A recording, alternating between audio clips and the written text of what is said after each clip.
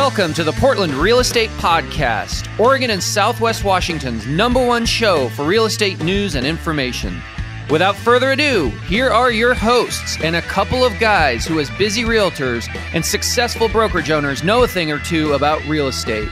Steve Nassar of Premier Property Group and Joe Fustolo of Soldera Properties.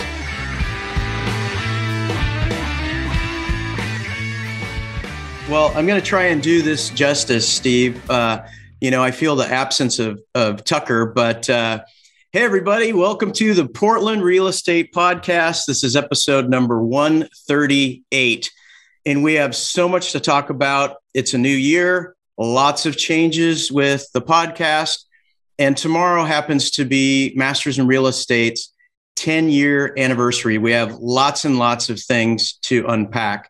But first, to introduce kind of the changes that we had, if you missed the last video, and to jump into the 10-year anniversary, my co-host, Steve Nassar. How you doing, buddy?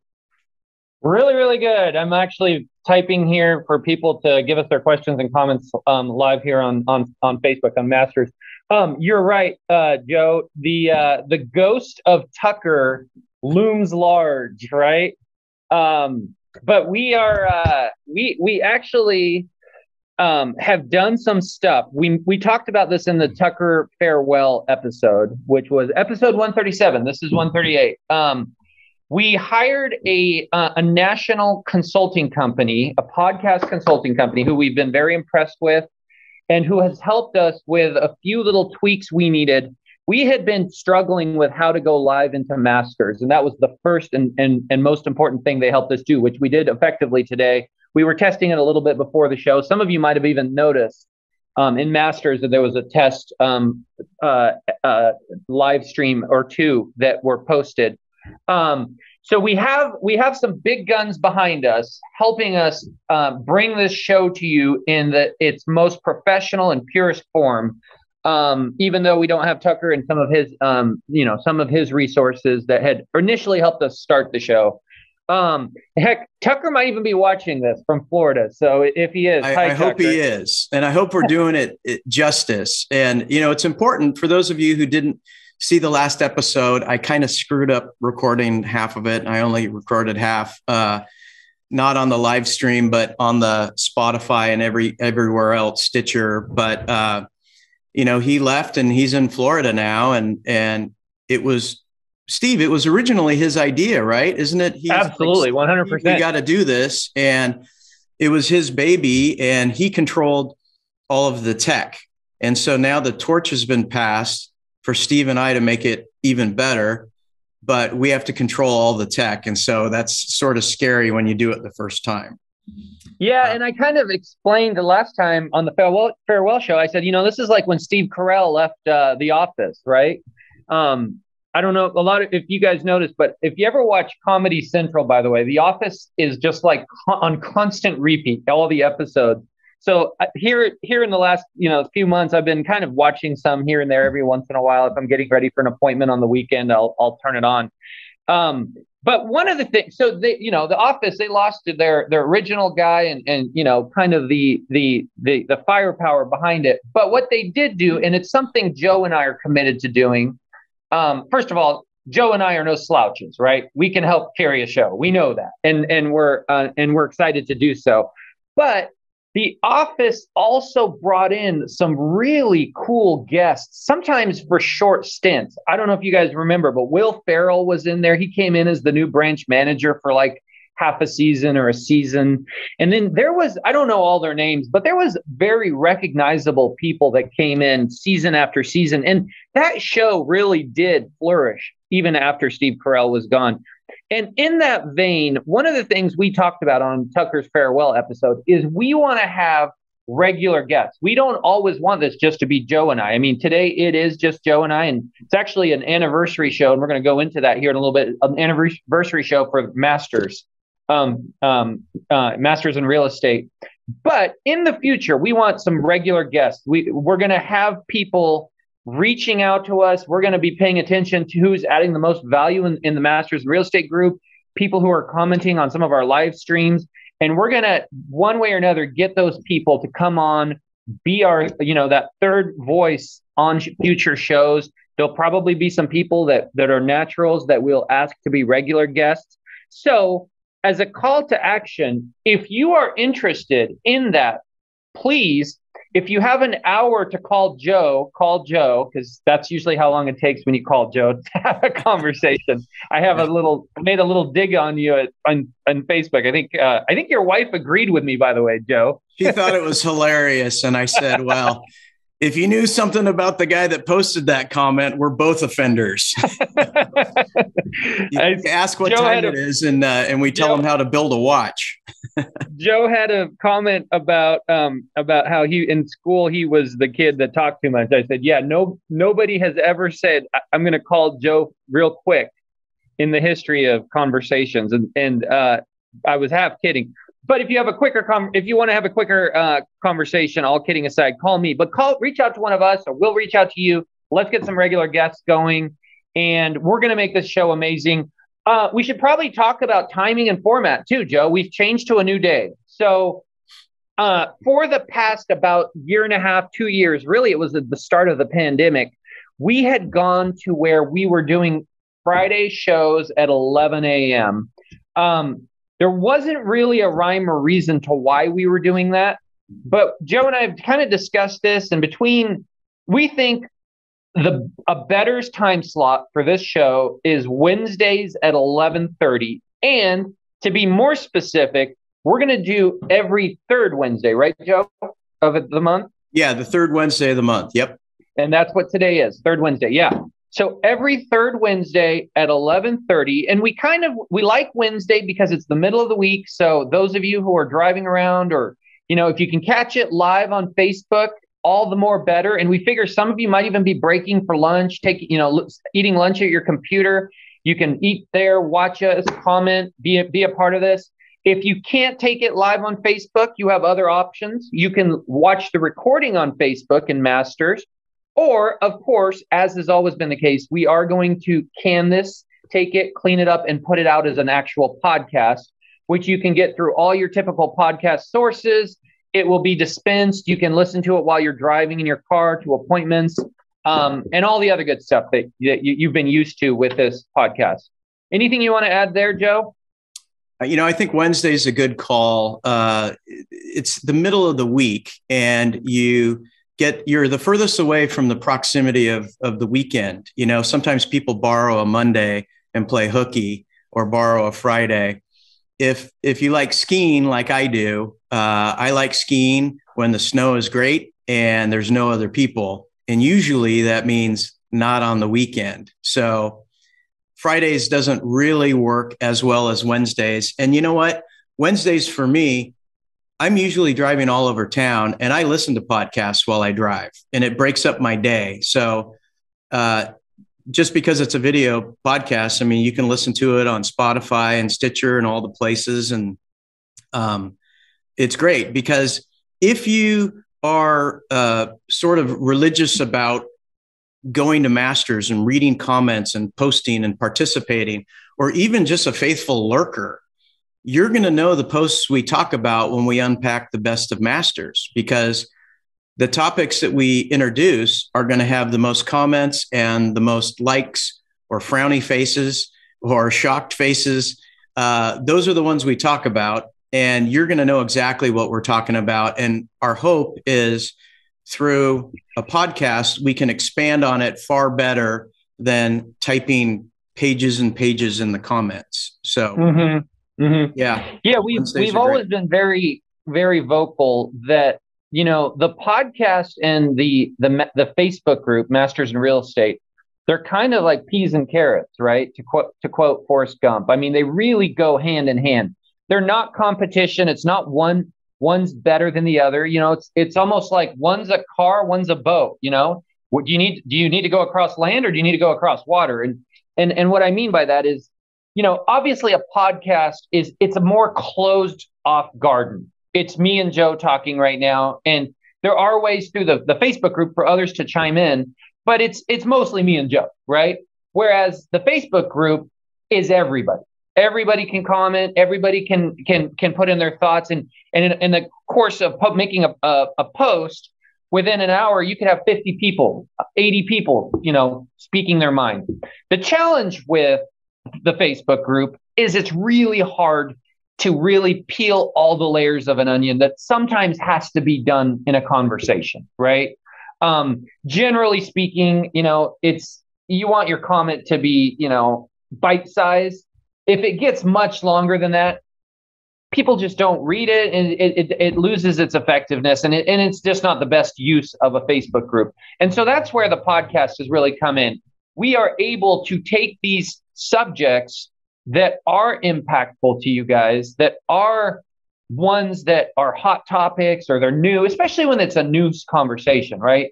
Something new that's changing, something that's new in the housing market, something new that's new with a compliance situation. And we see that you guys all have lots of thoughts and opinions on it. And of course we do as well, but we can also share some of yours through the podcast. And being able to live stream it into the Facebook group only makes that a much more powerful, union of the two. So we also, go ahead.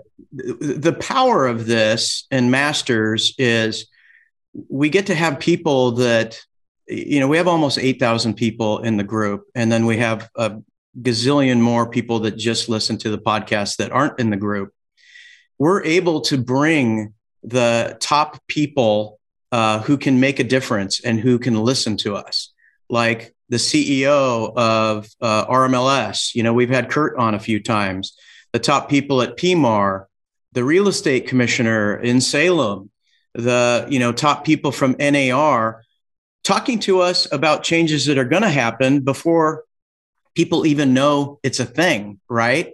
And we are able to do that because, together we grow stronger, right? We move together in harmony, and it's much more efficient. So I don't know that every single person would have access to, people running for office in cities that we're in. I mean, we need to know this stuff if we're going to be on top of our game and master our craft and know exactly what we're talking about. We have to know what's going on around us. And I think that's a huge value to everybody in the group. And that's part of my why I created Masters 10 years ago. So. Yeah. And by the way, you just rattled off a good punch list that we need to get going on. I want to get some of those people back on here, Joe. And you and I collectively need to reach out to Kurt at RMLS. I think he's due for another show. Yeah. Commissioner, we've never had the commissioner. That's Steve Strode, right? Yeah. He would be a great guest, and I bet he would do it. I bet we could get him on. So those are some great ideas, and look for that. We're going to be. You guys hold us to that. We're gonna reach out to both those individuals and book them for a future show. So by the way, Steve Strode is a member of Masters as of a couple months ago. So I'm going to say a phrase. If you never heard it before, go Google it and know what it means. Antitrust laws. If you don't know what it means, look it up. It's a massive offense. And I'm just shocked at the number of people that I see all over the internet talking publicly about commissions and such. And so please know that we have eyes. Jan Stransky on Facebook just said we look like brothers, Joe. I don't know why she's mad at me. What did I do? Yeah. Okay, let's get into the show. You're the older brother. The theme of today's show is what, Joe? It's a special episode. Well, what's popular is the 10-year challenge. People post a photo of 10 years ago and then they post a photo now. And,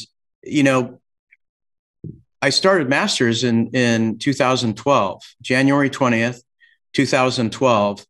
I got hit by lightning. I had this Jerry Maguire moment. And when I saw it, I didn't sleep that night. That's probably why the first version of the logo sucked so bad, because I made that probably at 4 a.m. and I just worked through the night. And then I think I went to bed at like 11 a.m. But we have changed a lot. And so what I hope the value that this podcast brings to you today is I want to talk about everything we've been through in the 10 years. And then I want to sort of talk about best practices. I want to give some of the reasons behind some of the rules we have. People really don't think about it. People, for example, someone said, hey, I'm not sure if this is in the rules or not, but I need a buyer broker. Can I go online and ask for a buyer broker? And I said, thank you for asking. And if you don't know if it's within the rules or not, absolutely ask. You can text me, call me, PM me, whatever you want, but you can't, because under the no soliciting rule, if I say, hey, I need a buyer broker for my team, and then someone from Steve's team says, hey, you guys look alike, but you're the cooler one, Joe. I'd rather work for you. I would be stealing from within the group. And so this is like a safe place. So there's no job applications, no self-promotion when you start the topic. We'll get into all that stuff. Yeah. Hey, and so I think the big thing we want to focus on, you just threw out a date, and I hope everybody realized what that date is. You said you started this Facebook group, Masters in Real Estate, January 20th, 2012. Well, if you look at your calendar, today's 19th of 2022. So that will be 10 years tomorrow. So we're almost exactly on the nose doing this 10 years later. So we're going to do this in a format where I'm going to interview Joe. Okay. Please, as the interviewer, I would love your questions. In addition to telling us we look like brothers, give me some questions to throw at Joe. And I've got some of my own that I'm going to ask about. And let's just go into it. Let's talk about the last 10 years with this Facebook group, which has now ballooned to 8,000 members. So let's start. Joe, you woke up one day at 4 a.m. Was it 4 a.m? And you said, I need to start a Facebook group. Now, in 2012, Facebook groups weren't what they are today. Is that a fair statement? I mean, it was. What was your inspiration? Had you seen a different Facebook group for something else? No, this goes to what's my why, right? And it's funny. 3 years ago, I made a video, the first video I ever made. I don't like making videos. Now it's like I've made thousands of videos. I don't care. But that was my first video, and that's not normal for me. I was asked to go down to speak at the Clatsop County Association of Realtors to talk about Masters, right? This is once Masters was going for 7 years. And a lot of them were in it. Some of them never, ever heard of it. And some of it heard of it, but they weren't members. And what was interesting is the people that have been part of the group for 7 full years never asked me this question. The whole thing I got at the Coast was, why do you do this? Why do you do this? This is a second full-time unpaid job. It's a management nightmare. You remove someone for breaking the rules, and then they come back with, shouting, why did you block me? And what's your problem? And on the drive back from the Coast, I thought I need to share my why with all the people that have been faithful members for 7 years. And it's basically this. Steve, how long have you been in real estate? 10 years, almost exactly the same amount of time. Okay. I got licensed as a real estate agent in April of 2012. Now, I was around the business before as a mortgage lender since 2003. Okay. So I've been around the business for almost 20 years, but I've been on the real estate sales side almost exactly 10 years. Okay. So you didn't experience, but you heard about the 2008, 2012 recession. And it was horrible. And we just came out of it. Or we were coming out of it. And like realtors, the ethics were at an all-time low point. Everybody was ornery. The sellers bought a house for $950. You had it listed for $620. Buyers are making offers for $485. The sellers are taking a bath on what they purchased because of the market and what they can sell it for. So they want to share the pain and have you list it for practically nothing. The buyers are like king of the hill. It's like, we don't have to buy, they have to sell. We're going to sit back and get a super deal. And by the way, we too, want some special deal. It was horrible. People were getting listings and hiding them and not cooperating. And I thought, how can I fix this? I got to do something to fix this. This is a massive problem.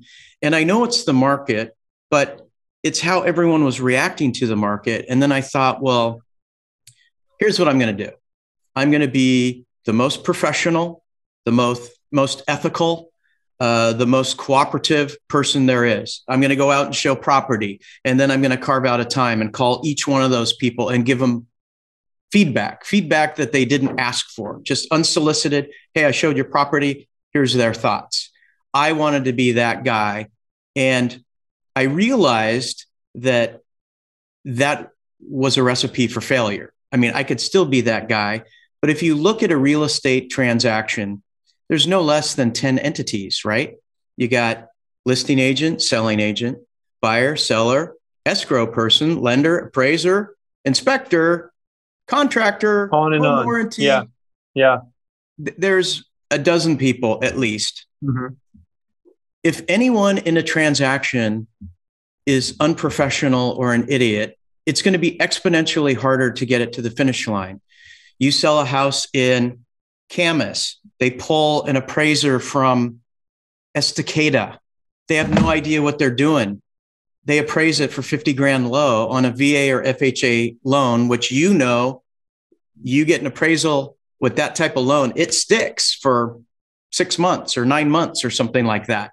They have torpedoed the sale of that property and your listing or your sale. Mm-hmm. Mm-hmm. So I realized that high tides raise all ships, right? We all had to be better.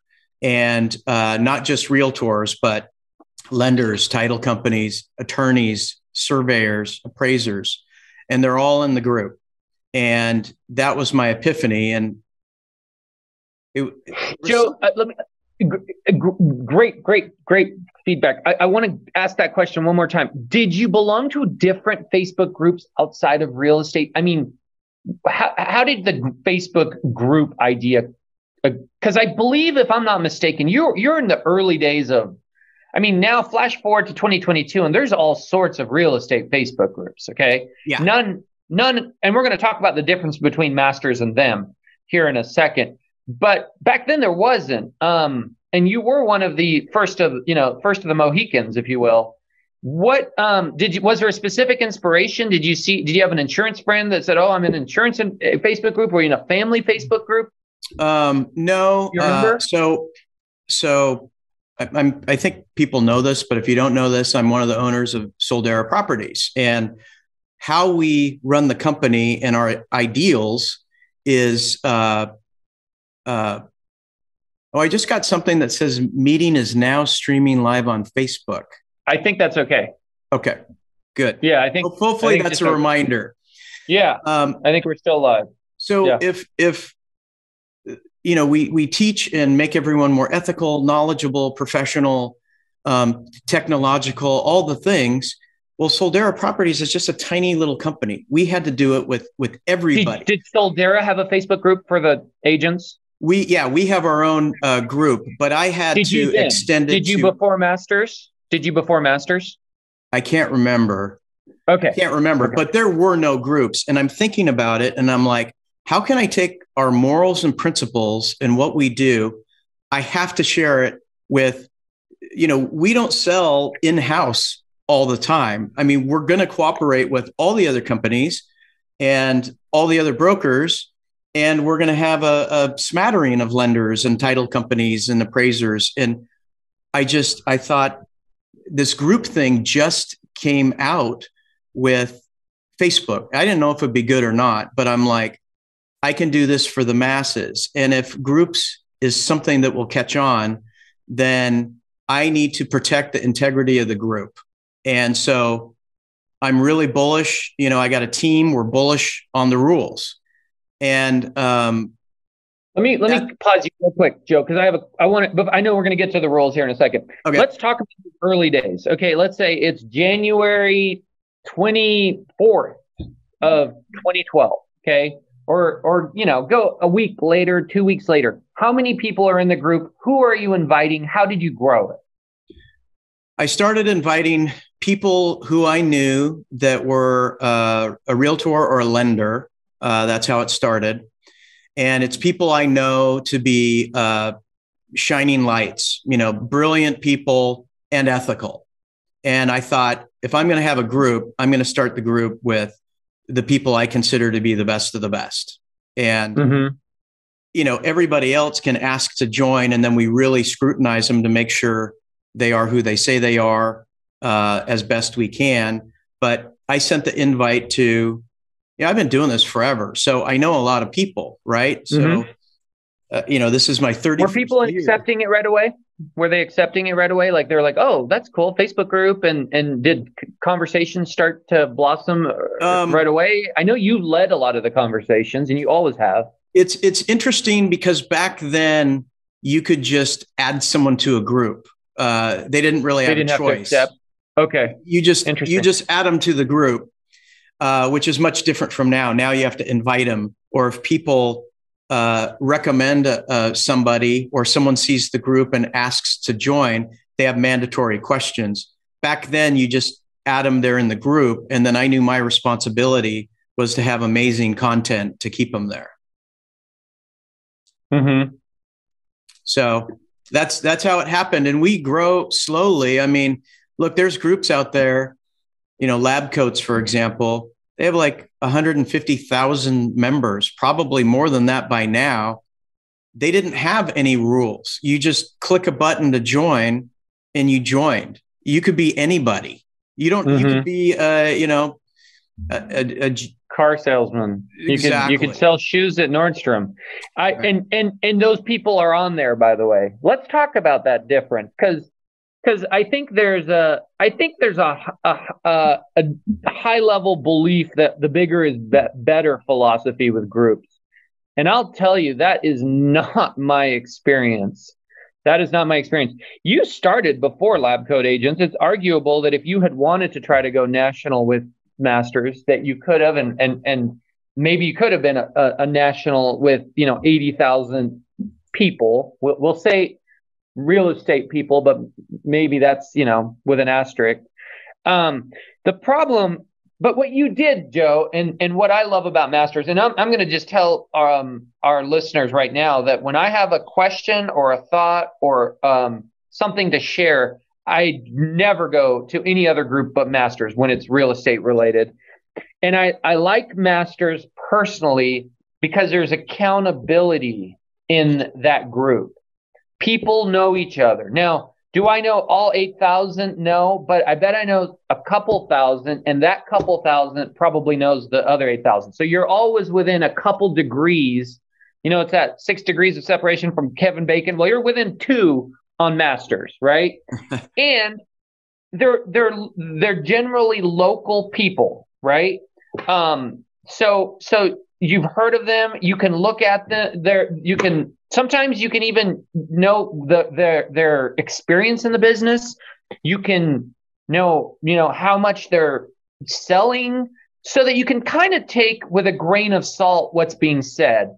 And that's one thing I'll just be honest, I loathe about Lab Coat Agents is there will be a question. First of all, there'll be like 500 comments. Now, I don't care who you are. You're never going to read 500 comments, which makes me on the flip side go, if you're never going to read 500 comments, and I'm one of those 500 comments, is anybody reading my comment, right? The other thing about it is there will be people that are very aggressive, speaking matter-of-factly, and you have no clue what their credentials are. You have no clue if they're an agent, how much they're selling, how long have they been in the business, should they be so forceful in their opinions.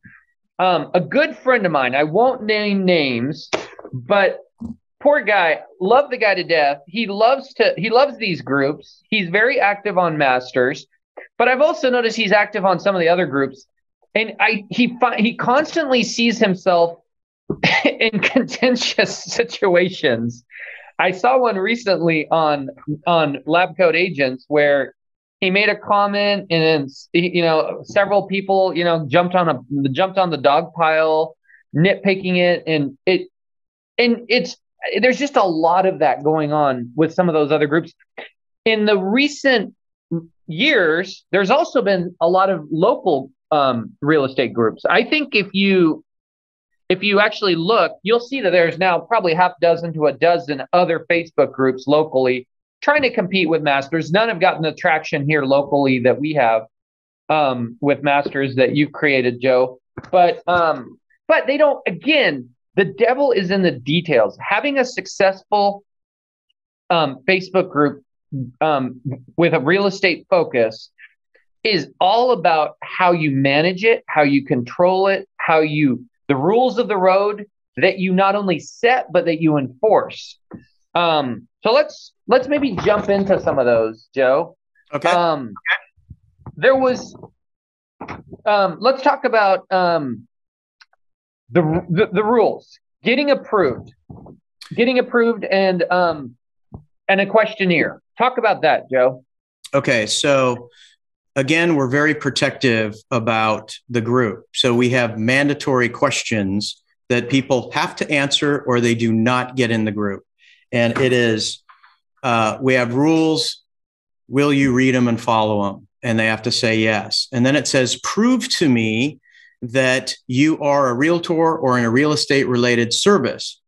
The best way to do this is go to the company webpage, go to meet our team, find the one on you, click on you, and then paste that whole URL, abcproperties.com/about-us/Steve Nassar, right? You paste that to me. No one's going to make a whole web page just to get into the group. I know it's a great group, but I think that's even beyond the scope of what people would do. A business card would probably work too. Like is it something you upload? No, it's a type it in, but people are giving me lender numbers. Oh. They're giving me real estate numbers from different states. They're giving me stuff that number. People put their email there, and it's like, come on. Yeah. So I need to feel that they will know and abide by the rules, and that they're in real estate, and that's really the criteria.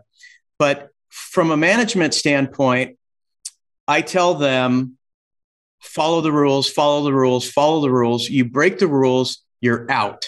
And so my pet peeve is someone says, I've read the rules, I'll follow the rules, and here's proof that I'm in this business. And then they go in and they're like, my name is John Doe. I'm a window washer and I serve Camas in Vancouver and in the Tri-County in Oregon. And, we're cheaper than everybody. And it's like, dude, your swan song lasted 5 minutes. You're forever blocked. And then they come back to me in PM and they're like, I don't see it anymore. Did you kill the group? What happened? And I'm like, no, your ass got blocked. And that's because you didn't follow the rules. And so I kind of have a team that helps me on this, because when I'm out, showing property, speaking, doing whatever I'm doing, and I tell them, I say, hey, look, we beat in their head 4 or 5 times. Once they're approved, we send them the rules again and send them a video, and we beat in their head, follow the rules. So if immediately someone posts their listing, or, hey, I have a buyer in this property, or I need a temporary rental or whatever, it's like they lied, they didn't read the rules, or they didn't understand the rules, or they don't care about the rules, and they just went and posted it. Or they're so busy, they posted their listing in the wrong group. All of those are characteristic, unlike a master in real estate. Boot them. And I said, if it's an honest mistake and they want to come back in, I have let people back in. But my pet peeve is you kind of know who they are, like, real estate coaches are pretty big on it. They just go in and then all of a sudden, I'm a real estate coach. And how would you like to take your business up? And it's gone. And from a management standpoint, you're not getting back in. I don't have the time, or the team doesn't have the time to unblock someone for breaking the rules. And so that's kind of a pet peeve. And the other thing is, if you invite someone to the group, I don't know what you guys see, but if you invite something to the group, it probably sends them something. Hey, you've been invited to the group, fill out these questions. Like right now, I have 91 member requests to get into the group. If I sorted it by only those who answered all questions, I'd have like 6, right? So what I do and what the team does, they wait a week. And if there's you can sort it by newest or oldest. We wait a week. And if they didn't answer any questions and it's been there a week, they had that opportunity.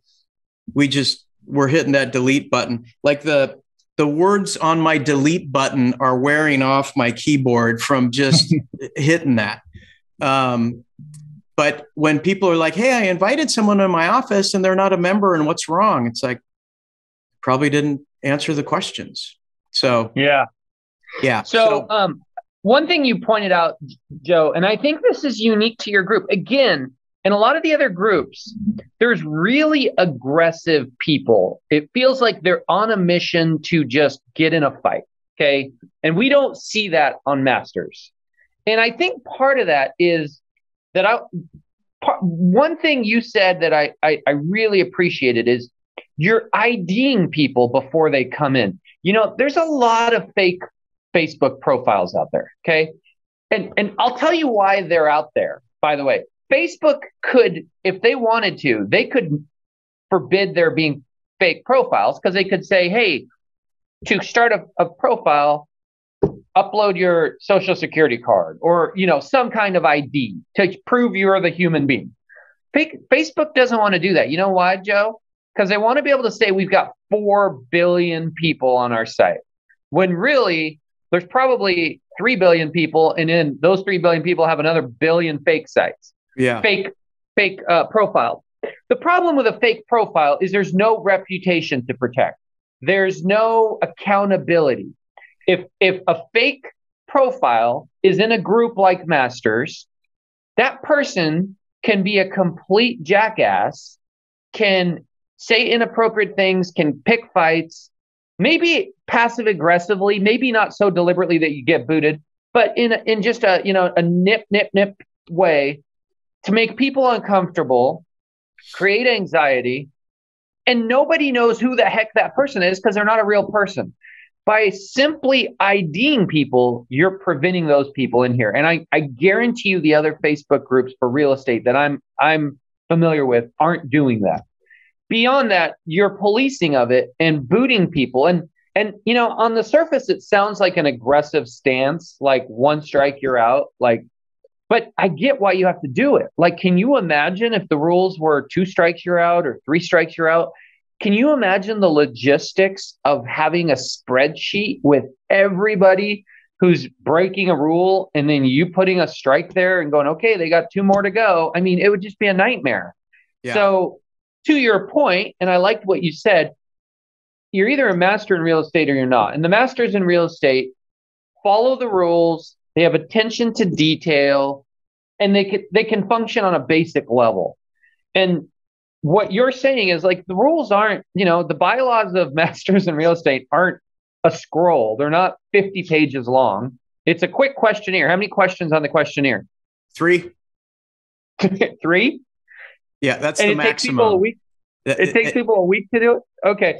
There's not many questions. And what are the questions, Joe? Don't self-promote. I agree not to self-promote. It says, will you read, know, and obey the rules? Are you a realtor or real estate related business? Prove it to me. That's basically it. It's funny. I almost took the booting people to the next level. Like when I was talking about pet peeves, like people ask to join and in full caps, it says, we have mandatory questions. And if you don't answer them, you get kicked out, right? Or you don't ever get access. Well, when someone gets admitted to the group and then they start posting like, here's a fire new listing and it's in Alameda, and it's amazing. And clearly we don't post listings there.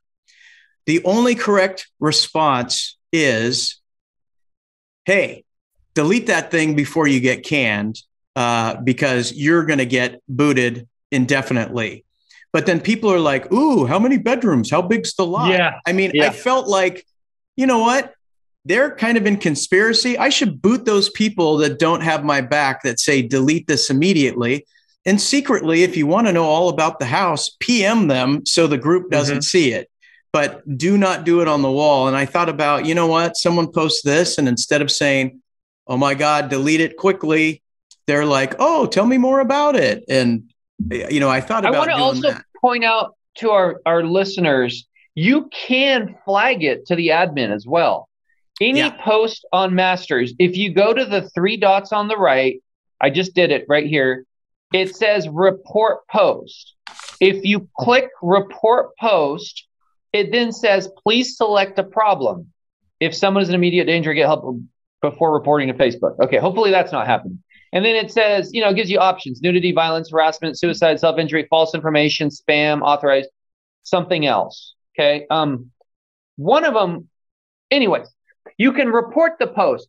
Joe may not be everywhere at all times, nor his people, but us as users of the group who appreciate its sanctity, right? It's what it's trying to protect. You can click that button, report it. Now, boom, next time they're on, they'll see that, they'll go straight to it, and then they can react accordingly. I've done that many times over the years. And oftentimes, Joe, when I've done it, you've reached out and thanked me and said, hey, yeah, we handled that. Thank you for bringing it to our attention. And that's what protects this group. So let's move on. I think we touched on the rules. Was there anything else in the rules that you felt like didn't get touched as far as keeping the rules of the road and the group? Yeah, well, I got tons of stuff, but I want to address Steve Ulrich said, hey, you know, I like how Masters Group self-moderates. And that is, someone might ask a tax question, you get all these answers, and then someone jumps in and says, hey, be careful about giving tax advice if you're, you know, a contractor, right? Or a realtor or lender. And I ask of all of you, I mean, you know, I created it, so I'm the admin and I have a team, but I really need the group to moderate. If someone posts something against the rules, just let them know. You know, if it's against the antitrust, you know, if someone's breaching that, let them know immediately. This isn't a group that you go to first. If it's serious enough, you go to your principal broker if you're a realtor with a question. You know, that's a really good point, Joe. Talk about that. That's something that has really happened a lot over the years. I think it's happening less and less, but I think it's worth reiterating what you just said. Well, so your principal broker is there to not get you out of trouble. It's to keep you out of trouble. And hopefully you have a very responsive principal broker. You have a question, bang, you got them, either text, email, phone. Hopefully they're that responsive. Some people, I think, might skip that step and go straight to Masters. And then if it's regarding a transaction they're currently in, you know, maybe they give more details that, look, you know, we're all smart. If you give us enough details, we're going to know which property you brought the buyer to, and we're going to know the listing agent of that property, and we're going to know who you're talking about. I mean, what do we do when we get the monthly journal? We go straight to the reprimands and suspensions, right? So talk to your principal broker first. And then if you have some general advice, non-specific, we don't want to know who you're talking about, the name of the person, the company. I mean, by all means, you can ask us, what would you do in this scenario type of thing. But I'll also say, Joe, it's embarrassing to companies if people come there with silly questions. I mean, you're a company owner. I'm a company owner. If one of our agents goes on Masters and goes, you know, just asks the most rudimentary of questions on a scenario, it kind of, it puts a bad light to the company that I don't think they understand or want to be associated with. You should go to your own company with basic questions on a transaction.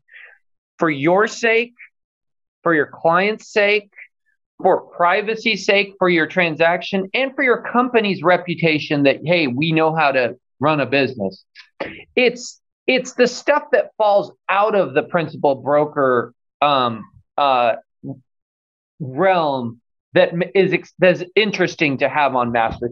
And by the way, I'll give our listeners a little point of advice.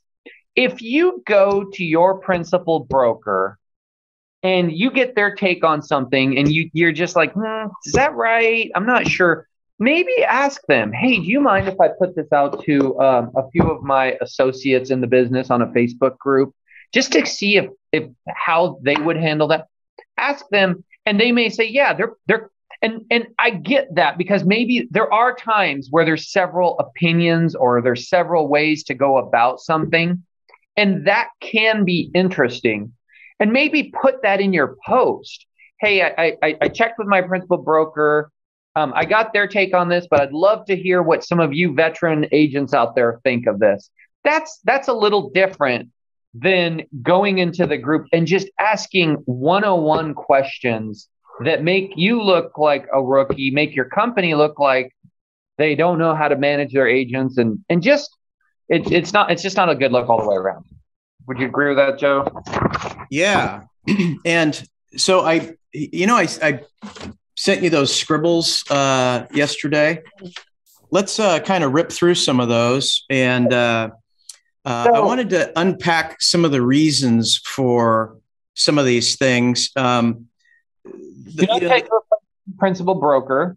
Yeah. So if you're unsure of what to post, if you're unsure, you have a seminar or something that's squiggly, right? You want to post something and share it. Not sure if it was within the rules. Definitely ask. I'll say, who should they ask? Can do this. No, you DM can't. you? DM you? They PM me, and then I let them post, and then I let them say, this is a Joe approved message, just so people don't flag it and throw darts at it if it's borderline. Yeah. So kudos and shout outs. Like, I'm not the heat miser here. I'm not Ebenezer Scrooge. I love positivity. Matter of fact, if you go to my wall, it's nothing but funny stuff and positivity, right? I love that. And I love that for the group. But why I don't necessarily like introductions to the group. Hey, I'm new to the group. I'm a lender, and here's what I do. We don't want that. There's plenty of opportunity in comments when people ask for a lender that you could go in and post all that stuff. And the shout outs and the kudos, people have sort of learned that, Steve, you can't go to the group and say, hey, everybody, I'm a realtor at a high level. I have a team. I'm in Oregon and Washington, and I would love to help your sellers and buyers refer me. You can't do that. That's against the solicitation rules. Or ask for referrals from out of area agents. There's Bend agents in the group. Hey, Portland, I would love your Bend referrals. That's not what the group's about. Yeah. And so those people get bounced like immediately. Well, people have figured out sort of the Ed McMahon rule to the Johnny Carson. And it's kind of like, I just had such a difficult closing. And I got to tell you, such and such a lender was brilliant. They were a contortionist. They pulled the rabbit out of the hat. I don't know how they got it to work, but they're awesome. And I also want to thank my escrow person. And it's like people have figured out, hey, pump me up this week. And then next week, I'm going to do a shout out and pump you up. And it's this lender, realtor, you can't do it for you, but I can do it for you. And in reverse. And I was starting to see that a lot. And look, I love the positivity, but when you're calling out people, there's other people that look at it as opportunity and not just at face value. So that's why. So don't do that. Yeah. What do you do about those ones? Do you boot those ones? Do you give them a little reprimand? And it depends on what's going on. Yeah. What season it is. And if people need a little boost of encouragement and just the true essence of it, are they just so thankful that the thing that never should have happened? Is this secretariat that like comes from behind and wins? I mean, I leave some of those, but sometimes you can see a little bit more case by case then. Yeah, exactly. Yeah. Let's move on. Vendors. Talk about vendors. Asking for vendors and recommending vendors. Okay, so if you're asking for a vendor, be as detailed as you absolutely can. Pretend you are talking to a vendor on the phone. You need a roofer. Think of the top dozen questions they're going to ask you. So when you create a post, say, I have a listing coming up. They have a 2,400 square foot ranch style home in Beaverton with a shake roof, and they need it completely torn off, and they need a composition roof. Who do you love and recommend? Don't ask who can do it by tomorrow, because we don't know other people's schedules. But is it important to know all of those things? Yeah. If there's a guy that we only deal with shake roofs, we get rid of shake roofs and we only install shake roofs. Or I have a guy and they only work in, Camas and Vancouver, doesn't come to the Oregon side, not licensed. People are like, who's your favorite roofer? Go. So then the first dozen comments are like, what are you roofing? What's the material there? Is it a 2-story? How big is it? Is it, what would it be worth if it were on the market? Are we talking? Well, not to mention, Joe, that you can search the group. Whenever you go to the group, there's a search bar at the very top, right? Yeah. So if you're looking for a roofer, do a search and type in roofing or roofer. Roofing. And there will come up 20 previous threads that will answer your question. You don't need to make it to the 21st thread. Yeah. Always search first, but if you don't find it in the searches, then start it. But gosh darn it, would you please be detailed? Because we don't want the first 12 comments trying to figure out who we should match with you, right? And then after 12 comments of pulling information out of you, it's like, you know what, this guy's a knucklehead. I'm not going to give him my guy because it's not going to work out. I'm not going to take the time to share this information. So answer all the questions that a roofer would ask.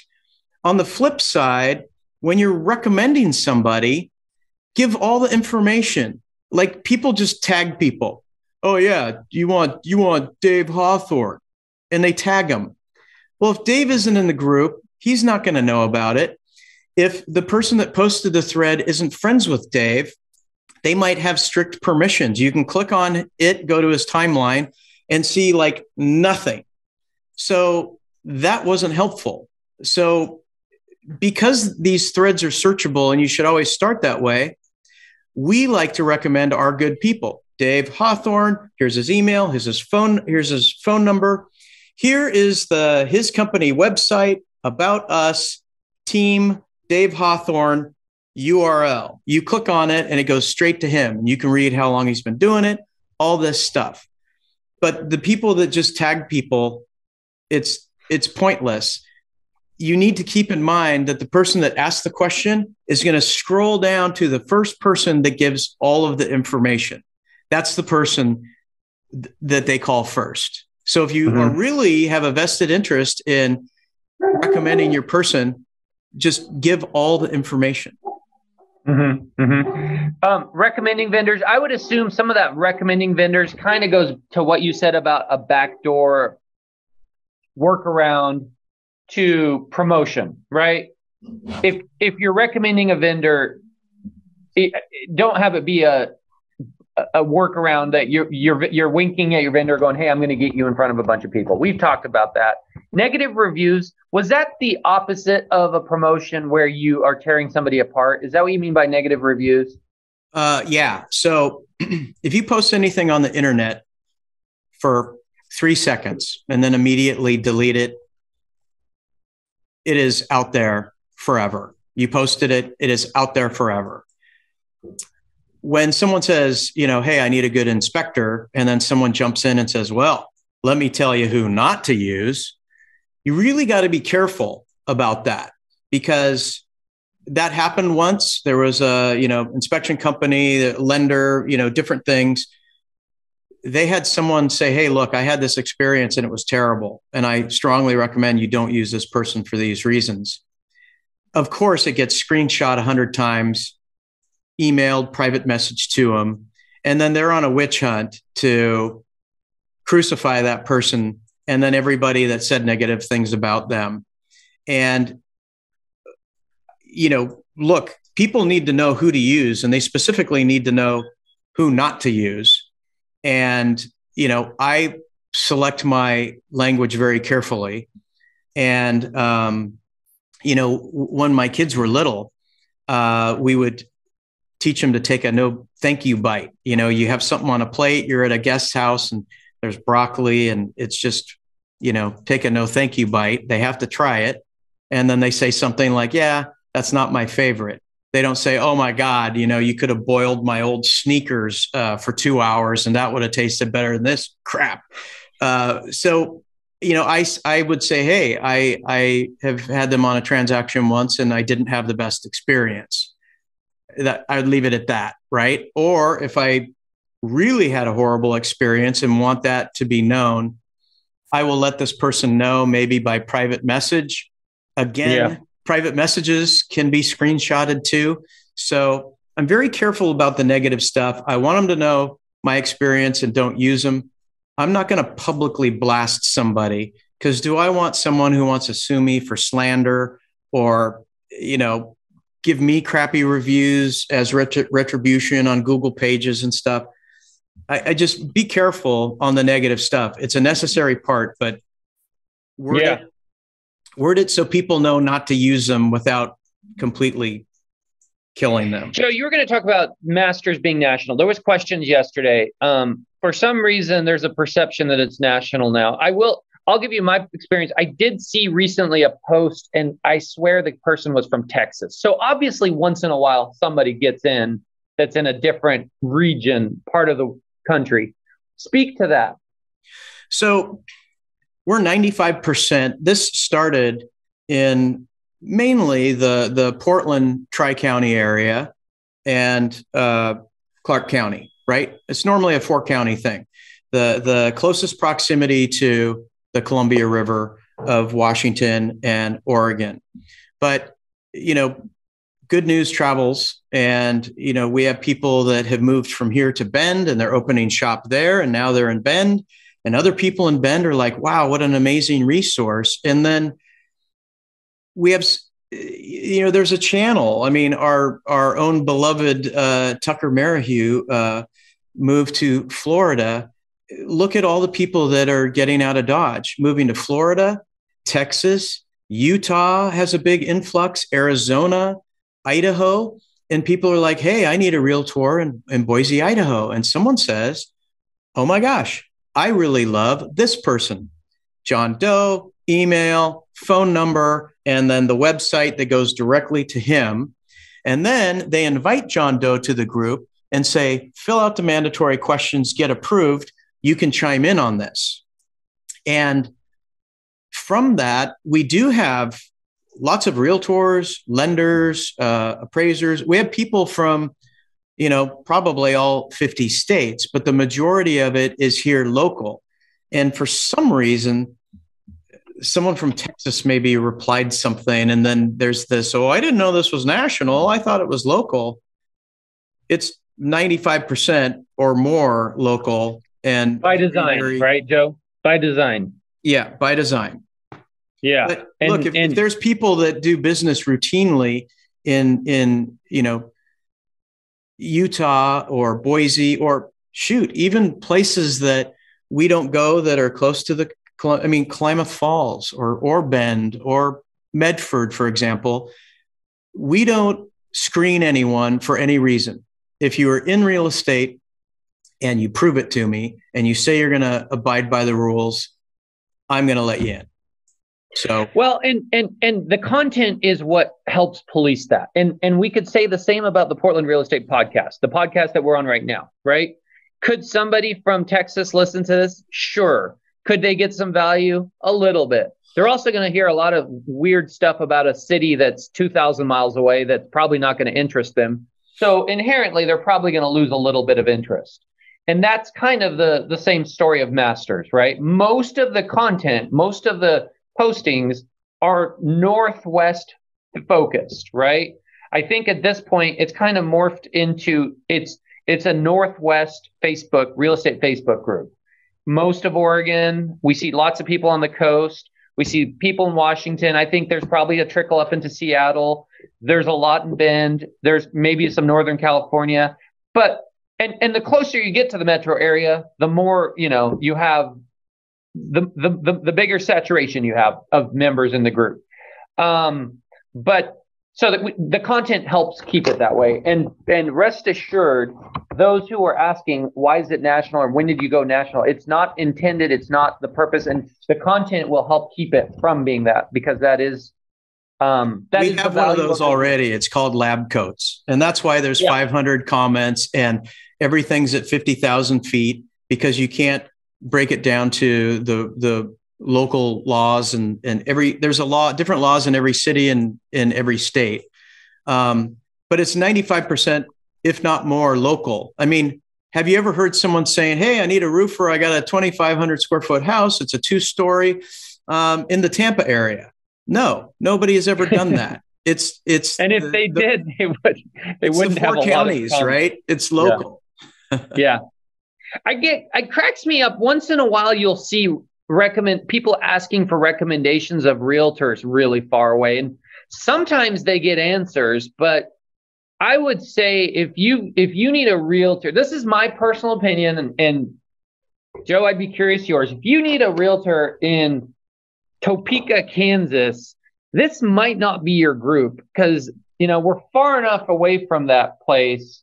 The likelihood that somebody knows that person is pretty low. Now, if you need a realtor in Bend, or you need one in Spokane or Idaho or somewhere on this side of the country, the closer to us, the more likely you're to have that person. What's your thoughts there, Joe? That's exactly right. So obviously I love the recommendations of people I love and trust. So I'm going to ask, the people in my company as well. But in 10 years, I've grown to love everybody in Masters, and I'm very comfortable asking. And look, we all support our own. If you get coached and it's ABC coaching and you travel around, that coaching group all supports one another in the coaching group, right? There's companies out there that are national franchises. They all support one another, right? You get someone with one of these really big EXP or KW, they're going to give you a realtor most likely in Topeka, Kansas, that's with their same company. It's very unusual that they're going to give you someone that isn't with their company. That's kind of how they work. But if that same person is with a coaching group and they know someone in the coaching group there, they're going to recommend them. And just the last thing your people see when you sell their house and it closes and they're in a moving truck and they're heading across state, they want to have that same absolute amazing service when they show up. They want a Joe or a Steve in Topeka, Kansas, and we can't be there. So we got to find the best other person that can do that for them. And it's something I take seriously. I mean, I screen these people. I might call 3, 4, 5 people, look them up, because I want them to have that same experience. And I'm very comfortable of asking in Masters, because if we're 2 degrees from Kevin Bacon in this thing, then somebody knows something. I have seen posts that, were complete crickets. I had one the other day. And if that happens, you might think about taking it down after a while. Zillow works pretty well for that. If you're looking in Topeka, Kansas, you can do Agent Finder in Zillow, and you'll see every agent that has a profile there, which is most agents. I think we all have Zillow profiles. And you can see some reviews, and then you can call some people and interview them. But anyways, let's move on from there, Joe. And we want to wrap up. I know we wanted to keep this around an hour. Quick, let's do New York style. That's your way. Safety. I know I've seen over the years in Masters, I've seen, hey, a creep called me. This was his line. This was his name. This was his phone number. Has anybody else experienced this? And then there'll be a bunch of comments. It is a closed group, so I think it works well for that. It's real estate professionals. I think that's an effective use of the group. What's your thoughts, Joe? Absolutely. I think the group identified a lot of these people. We had the brother of one of these guys step up, and we had a conversation. I admitted him to the group, and he's like, "It's a real thing. My brother's been in and out of jail for stalking women, and he's a bad guy." And Masters in Real Estate uncovered, there was a guy that flashed a gun on I-205 years ago, and he was sort of identified, and other bad guys. So I'm really, really big on safety. And once we nail down a date, we're going to have another safety class, and it's a everything how to protect yourself. And it's handguns, it's situational awareness, it's not like gun focused, but it's at the sheriff's office in Clackamas County, and you will learn about guns. You're also going to learn situational awareness and things to do to protect yourself so you're not a statistic. People that prey on people want the easiest mark they can possibly get. And so I did it. It was a 4-hour thing. I got 1 credit hour, but if I wanted, I could file the paperwork and have my concealed carry license in 38 states if I wanted. After it's over with, you're eligible for that. But the guy said, you are somewhere at a remote area showing a listing. It's just you, single female. Some creepy guy shows up. Get your phone, walk up to his license plate, snap a picture right in front of him, text it, send. What are you doing? Well, everybody knows I'm here, and I sent the picture of your, or maybe it doesn't come up, but they see you take a picture of him and the license plate. What are the chances that guy's gonna, do something bad now? That's a good strategy. I've never heard of that before, Joe. That's a good one. And that's just one of the tidbits we learned in the class. There's another thing you might know. This is very interesting to me. Like when cops pull over a car, you'll watch them as they pull over a car, they get their hand and they just touch the trunk of the car, put their fingerprints on the car. They're trained to do that. They walk up to the car and they get their hand and they just put their prints right on the car. And then they lean in and look, they don't stand right in front of the mirror, in front of the window. They kind of like lean in and make sure that they're safe. But if anything happens to that cop, they know that they are trained to put their hand on the back and leave their fingerprints.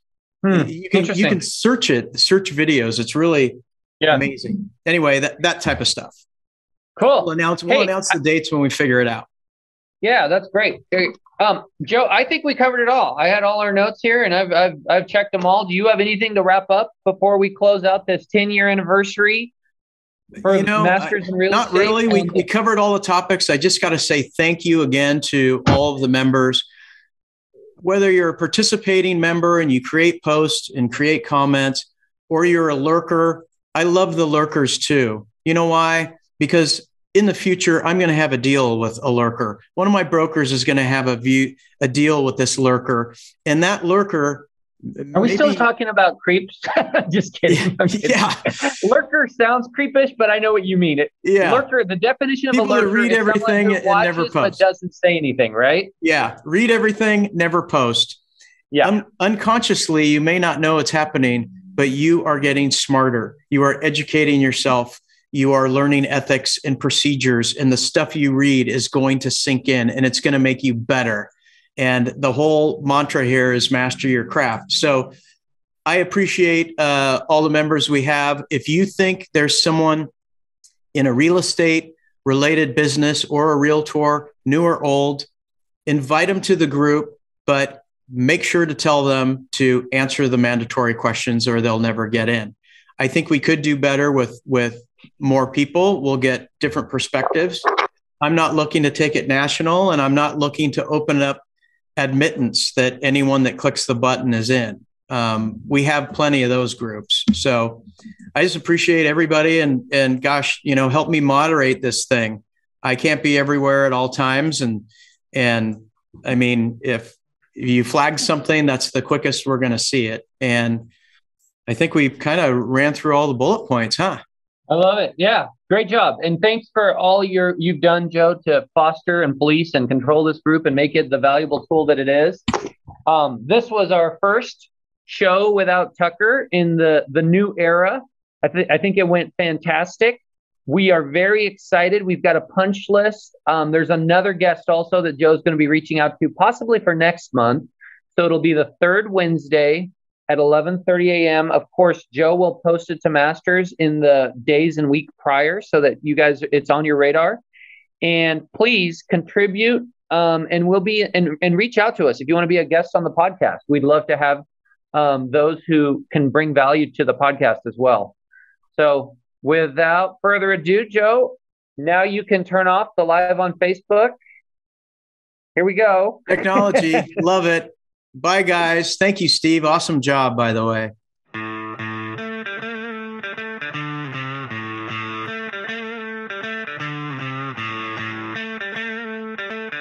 Hey, everybody. Thanks for tuning in to the Portland Real Estate Podcast, Oregon and Washington's #1 show for cutting-edge real estate discussions.